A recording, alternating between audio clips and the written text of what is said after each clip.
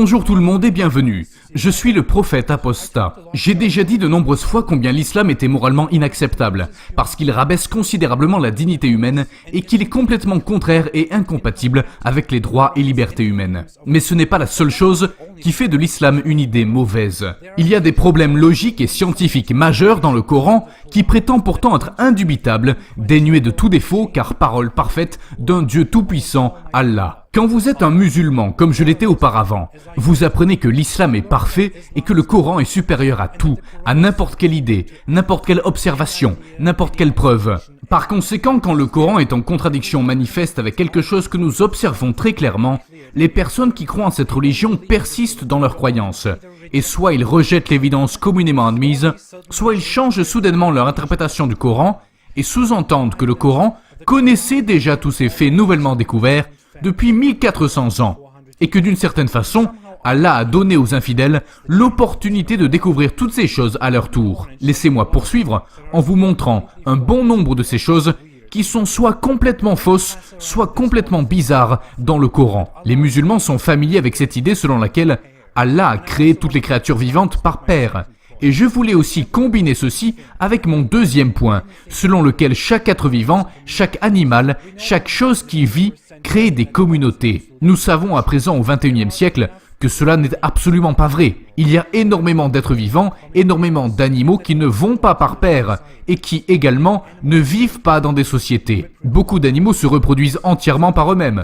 Donc le Coran est dans l'erreur sur ces points. Mais comment l'auteur du Coran le saurait-il? L'auteur du Coran dit aussi que les humains ont été créés à base de poussière ou d'argile. Nous devons encore scientifiquement éclaircir qu'un tel événement ait pu se produire à un moment dans notre histoire. En fait, non. Bien sûr que cela ne s'est jamais produit. Mais revenons aux animaux. C'est assez intéressant. Le Coran déclare par exemple que les animaux qui produisent du lait sont un miracle d'Allah. Et il poursuit en décrivant comment le lait est disponible au niveau du ventre de ces animaux, créé entre le sang et les matières fécales. Cela est scientifiquement faux. Le lait n'est pas produit entre les excréments et le sang.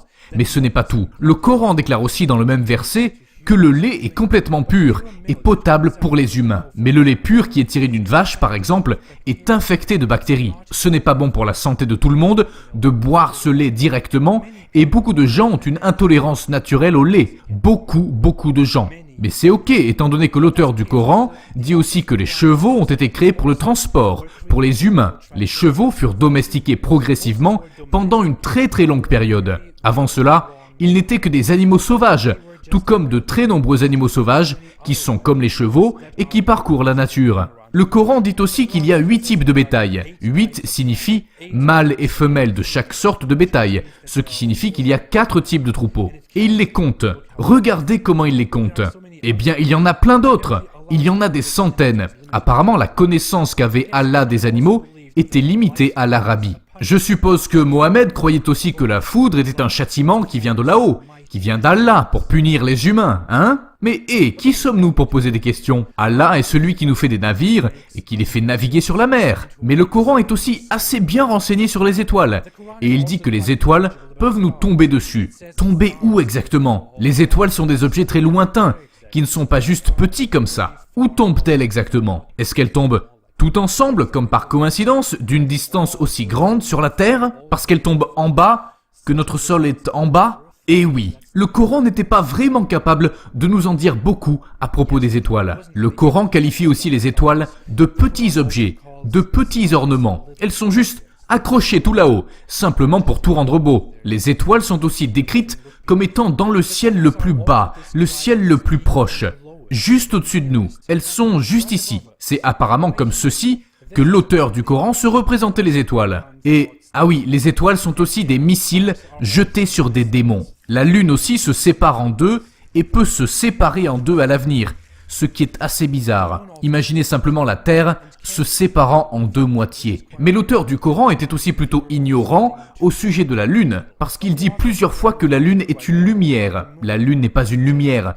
La lune reflète simplement la lumière venant du soleil. Nous tirons nos connaissances de ce sujet non seulement en regardant le ciel, mais nous pouvons aussi confirmer ceci en allant dans l'espace extérieur et en voyant ces objets directement, ce qu'apparemment Allah ne pensait jamais pouvoir être possible. Eh bien en fait, Des gens qui ne croyaient pas en Allah ont rendu cela possible. Allah n'a pas été capable de participer au voyage dans l'espace. C'est la raison pour laquelle il pensait que le Soleil et la Lune sont en orbite, l'un autour de l'autre, et ne peuvent se rejoindre. Le Soleil se déplace au-dessus de la Terre. Saviez-vous que le Soleil a une place de repos où il se rend et s'arrête? Le Soleil a vraiment besoin de cela. Et le Soleil a aussi un lieu de lever et un endroit où il va finalement dans une source boueuse. Apparemment, Allah ne comprenait pas vraiment le lien entre le Soleil et les ombres, ou entre la lumière et les ombres, parce que les ombres sont apparemment contrôlées par Allah, et il peut les rendre plus longues ou plus courtes. Et le Soleil et la Lune se rejoindront un jour. Ils se rassembleront. Pouvez-vous seulement vous imaginer cela? Tout cela n'a pas besoin d'avoir l'air très nouveau.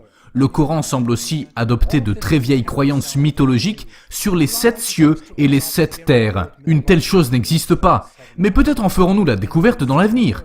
Peut-être creuserons-nous si loin dans l'avenir que nous atterrirons sur la prochaine terre, et puis nous dirons que 1800 ans plus tôt, le Coran l'avait prédit. Au fait, saviez-vous que le ciel est en réalité un plafond au-dessus de nous, comme un dôme? C'est presque un miracle, il n'a pas de fissure du tout.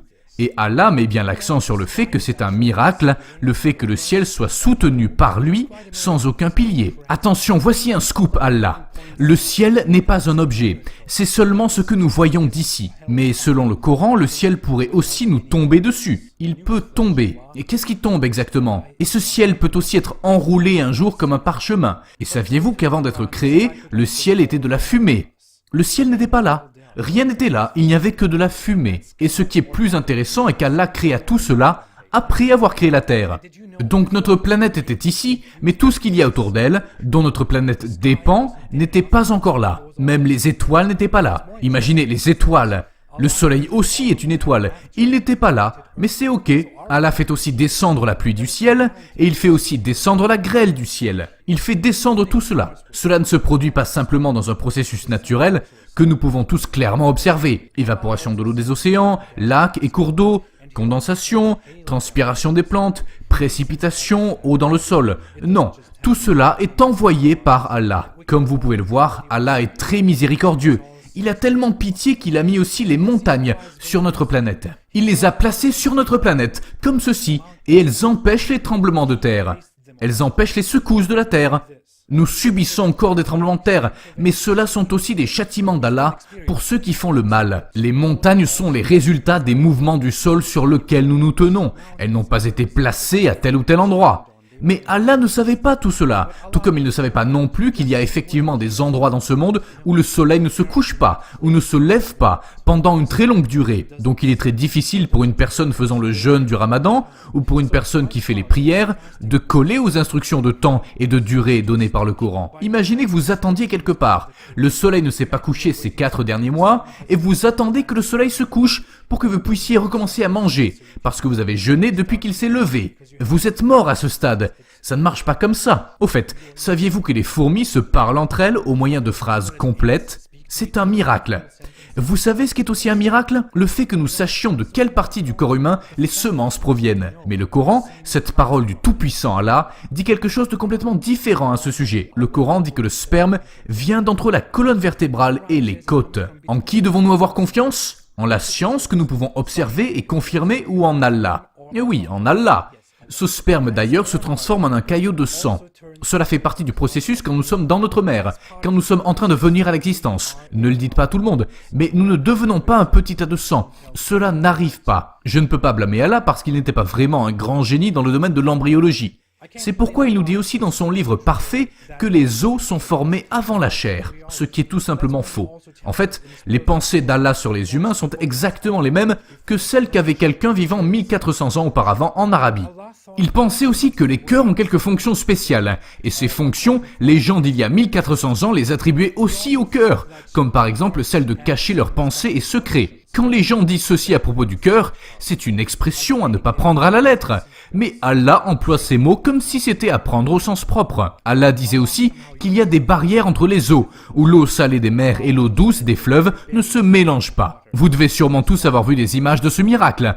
Un miracle qui n'existe pas, parce qu'une telle chose n'existe pas. C'est pas grave, nous avons tous des défauts. Mohamed avait probablement des défauts lui aussi, mais il ne devrait pas prétendre qu'il a reçu son message d'un Allah omniscient et omnipotent, d'un Dieu tout-puissant, ayant la connaissance parfaite de tout, parce qu'il est le créateur de toutes choses. Il a créé toutes choses d'une manière parfaite.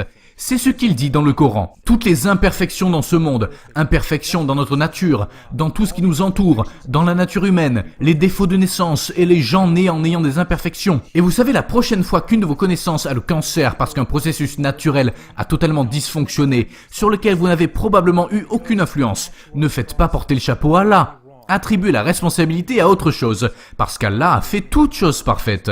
Peut-être que ceci est seulement une façon de parler imagée, une bien belle excuse pour un échec si conséquent. Quand j'étais musulman, je ne pouvais pas vraiment remettre en question ces choses, parce que je croyais dans le Coran avec lequel j'ai grandi, et le Coran dit dès les premières lignes que tout ce qu'il dit est vrai. Mais après une longue période où mon intelligence a été supprimée et insultée, j'ai osé le questionner comme chacun devrait le faire.